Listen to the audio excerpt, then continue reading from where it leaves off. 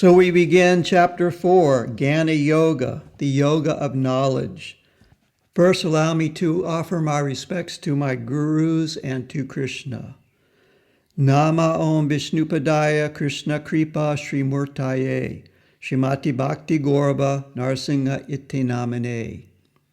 Nama Om Vishnupadaya Krishna Prastaya Bhutale Srimati Bhakti Vedanta Swami Iti Namane. Bhaja Sri Krishna Chaitanya Prabhu Nityananda Sri Advaita Gadadhar Srivasadi Gaur Bhaktivinoda. Hare Krishna, Krishna Krishna, Hare Hare, Hare Rama, Rama Rama, Hare Hare. Om Namo Bhagavate Vasudevaya. Om Namo Bhagavate Vasudevaya. Om Namo Bhagavate Vasudevaya. Srimad Bhagavad Gita Ki Jai. Verse 1. Shri Bhagavan Uvacha Imam Vivaspate Yogam Proktavam Ahamavayayam Vivasvan Manave Praha Manuriksvakave Bravit. Bhagavan Sri Krishna said, I disclose this imperishable knowledge of yoga unto Vivasvan, the sun god. He then taught it to Vaisvata Manu, who then instructed the same knowledge to Ikshvaku. Verse 2. Evam param para praptam imam raja sayo viduhu sakalena mahata yogonashtaha parantapa. In this way, O conqueror of the enemy, the pious rulers understood this path of knowledge through the disciplic succession. However, this knowledge of yoga has been lost due to the influence of time. Verse 3. Saivayam maya tedya yoga prokta puratanaha bhakto se me sakachete rahasyam hidad uttamam. I am again teaching this ancient science of yoga to you, because you are my dear friend and devotee, and you can understand the transcendental mystery of which I speak. Verse 4. Arjuna uvacha aparam bhavato janma param janma vivasvataha katam etat viganiyam tvamado proktavan iti. Arjuna said, You were born only recently and the sun god appeared long ago. So how am I to understand that in ancient times you had taught him the science of yoga? Anuvritti, commentary by His Divine Grace Jagad Swami, Bhakti Gaurava Narasingha Maharaja. According to the above statement of Sri Krishna, the Bhagavad Gita is a very ancient text. Krishna says that previously he had spoken this knowledge of yoga to Vivasvan, the predominating deity of the sun planet, and in turn, Vivasvan passed on this knowledge to other universal leaders and great kings. This flow of knowledge from one to another is called parampara, or disciplic succession. But in time, the knowledge of yoga was lost, and therefore Krishna was again speaking Bhagavad Gita to Arjuna. The qualifications to properly understand Bhagavad Gita are stated here. One should be a devotee of Krishna, and one should understand that Krishna is Suritam Sarva Bhutanam, the friend of all living beings. In Bhakti Yoga, one does not fear God because Krishna is not a wrathful God. Krishna is our dearmost friend and our ever well-wisher. Krishna is the highest subject of love, adoration, and affection. Krishna also has deep feelings of love for his devotees. From these verses, we can also understand that the knowledge of yoga is not simply meant for studio lessons. The knowledge of yoga is actually the most important branch of knowledge in the world, and as such, it should be studied by every discerning person, from the heads of government to the individual citizen. Everyone should have the opportunity to study and practice yoga, by which one easily approaches the perfection of life. The question naturally arises in Arjuna's mind that how could Krishna have spoken Bhagavad Gita to Vivishvan when Vivishvan appeared in the universe millions of years ago and Krishna only appeared recently? Verse 5.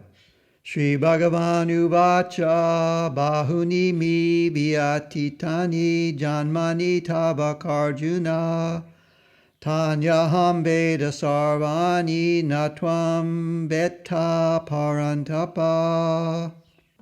Bhagavan Sri Krishna said, O conqueror of the enemy, both you and I have passed through many births. I know all of them, but you do not. Verse 6. Ajopi san abhayatma bhutanam ishvaro san prakritim svam adhistaya sambhavam yatma mayaya. You should know that although I am the creator, controller, and master of all that be, and I appear to take birth, I am not actually born. I appear in this universe every millennium in my original spiritual form that never deteriorates. Verse 7. Yada yada hi dharmasya glanirvavati bharata abhutanam adharmasya tadatmanam srijamyaham. O descendant of Bharat, whenever there is a decline in dharma and a rise of adharma, I personally appear. Verse 8. Paritranaya sadhunam vinasaya cha duskritam dharma samstapanartaya sambhavami yuge yuge. To protect pious living beings and to put an end to malevolence, I appear in every age to establish dharma. Verse 9. Janma karma cha me divyam evam yo veti tatvataha tyaktva deham punarjanma neite mamete sorjuna. One who understands my divine appearance and activities never takes birth again after giving up this material body. He comes to me, O Arjuna. Anuvritti commentary by Srila Guru Maharaj. To understand Sri Krishna's appearance and activities is indeed to become situated beyond the cycle of birth and death. In material life, all living beings are in a perpetual state of transmigration from one birth to the next. Only when one attains pure spiritual consciousness does samsara, or transmigration, cease. Krishna tells Arjuna that both of them have passed through many births that Arjuna has forgotten, but Krishna remembers them all. Because the living beings change bodies at the time of death, they also forget their previous lives. Krishna is the absolute truth, and thus he does not change his body or transmigrate to another body at any time. Because he does not undergo a change of body, he does not forget. Krishna is non-different from his body, whereas living beings in material life are units of consciousness that are embodied by material elements. The bodies of all living beings in the material world are made of the basic elements of earth, water, fire, air, space, mind, intelligence, and false ego. Krishna is Sat Chidananda, eternity, knowledge, and bliss. Krishna's body is also Sat Chidananda. Thus, Krishna and Krishna's body are non-different. They are transcendental, spiritual substances. Sri Krishna not only remembers all of his previous births, but he remembers all of Arjuna's previous births also. This is the characteristic of the Absolute Truth, who is fully omniscient. The knowledge of yoga being lost naturally results in a decline in dharma and a rise of adharma, false dharma. Malevolence arises out of adharma. When this occurs, Krishna says that he appears in the world to reestablish the principles of dharma. Dharma is understood as duties, activities, and practices that will sustain the living beings in a state of prosperity and enable them to realize their constitutional position as conscious parts and parcels of the absolute truth, Krishna. As such, dharma should not be confused with the mundane religions of this world. In verse 8, Krishna says that he appears in every age, yuge, yuge, to establish the Yuga Dharma. In Satya Yuga, Krishna appeared as Hamsa, Matsya, Kurma, Varaha, and Narasingha avatars. In Treta Yuga, he appeared as Vamana, Parasurama, and Ramachandra avatars. In Dwarpa Yuga, he appeared as Sri Krishna, and in Kali Yuga, he has appeared as Buddha and Sri Chaitanya Mahaprabhu. There is one more avatar yet to appear at the end of Kali Yuga, some 427,000 years from now, and that is Kalki. When Krishna was speaking Bhagavad Gita, it was at the end of Dwarpa Yuga, an age of considerable piety where open degradation, such as establishments for the consumption of alcohol, illicit sex, political corruption, drug abuse, and the organized slaughter of animals were completely unheard of. Now, 5,000 years on, we are in the midst of the age known as Kali Yuga, where the unheard of vices in Dwarpa Yuga are the norm of the day. Similarly, as Krishna had appeared at the end of Dwarpa Yuga, he again appeared after the first 4,576 years of Kali Yuga had passed as the avatar Sri Chaitanya Mahaprabhu. Sri Chaitanya Mahaprabhu is also known as the Kali Yuga avatar, or the Yuga avatar. As the Yuga avatar, Krishna taught the Dharma of Nama Sankirtan, the chanting of the Maha Mantra, as not only the most important process of self-realization, but as the only recommended process of self-realization in Kali Yuga. Conclusively, the Brihan Naradiya Purana says, Harinama, Harinama, Harinama eva kevalam, Kalo nisteva, nisteva, nisteva, gatiranyahata.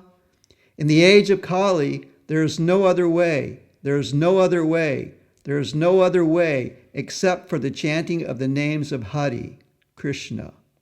When the Maha Mantra is chanted congregationally in a loud tone, it is called Kirtan or Sankirtan. When the Maha Mantra is chanted softly and the repetition is counted on a string of 108 beads, it is called Japa. Since the advent of Sri Chaitanya Mahaprabhu and the Sankirtan movement, many great and learned scholars, philosophers, and yogis, such as Sarvabhauma Bhattacharya and Prakashananda Sarasvati, have put aside other systems of yoga, Vedanta, and philosophy in favor of becoming fully absorbed in the chanting of the holy names of Krishna. According to great self-realized personalities, the chanting of the Maha Mantra is the surest path to spiritual perfection in this age. Srimad Bhagavatam states as follows, Kaler dosha nidhi rajan asti heko mahan gunaha kirtanadeva krishnasya mukta sangaha param vrajet. Although Kali Yuga is an ocean of faults where people are short-lived, slow, and always disturbed, still there is one great quality about this age. Simply by chanting the name of Krishna, one can be delivered from material bondage and attain the supreme destination. That was Srimad Bhagavatam. And then again in Srimad Bhagavatam, Kriteya diya yato vishnum tretayam yajato makai dwarpare paricharyayam kalau tadhari kirtanat.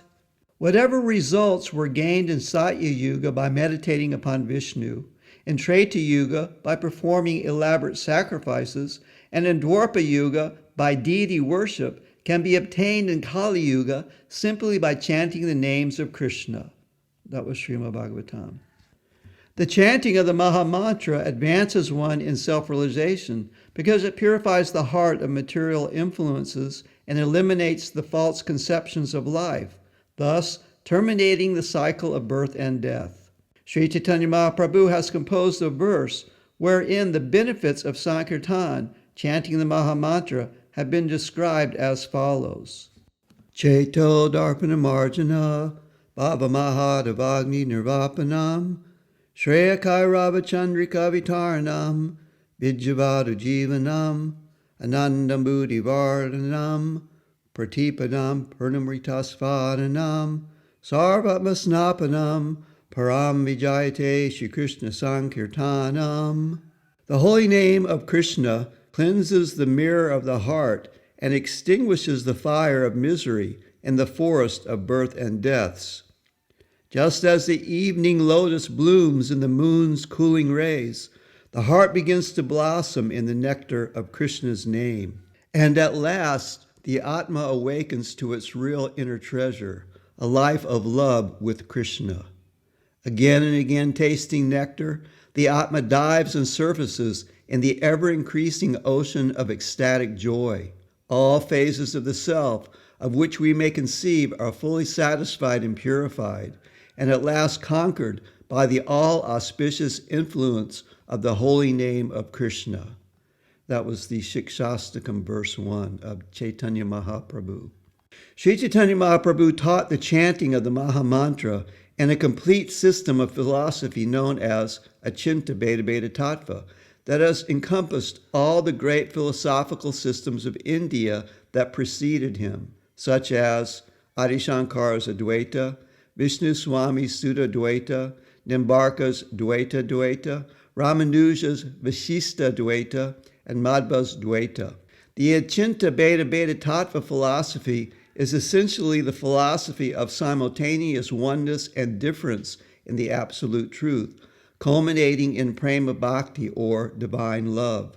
As such, Sri Chaitanya Mahaprabhu has revealed the greatest philosophy of spiritual perfection in this world. To accompany the chanting of the Maha Mantra, the process of deity worship that was prominent in Dwapara Yuga is still in vogue today. The deity is the Arka Vigraha representation of Sri Krishna that is manifest before the aspirant so that one can perform archana worship and fix the mind and senses on the form of the Supreme Person. When the authorized Arka Vigraha is present, such worship should not be confused with the worship of lifeless and unauthorized idols. Current in the communities of Bhakti Yoga are the worship of the Arka Vigrahas of Sri Krishna, such as Jagannath, Panchatattva, Gaur Nitai, Gaur Gadadhar, Sri Narasingha, and Sri Sri Radha Krishna. And that ends the Anuvritti commentary by Srila Guru Maharaj. In the links below, in the description, I'm leaving a link to an essay I wrote on the worship of deities that should not be confused with idol worship. For those who may have some doubts, I invite you to please read the article that I wrote. The link is below.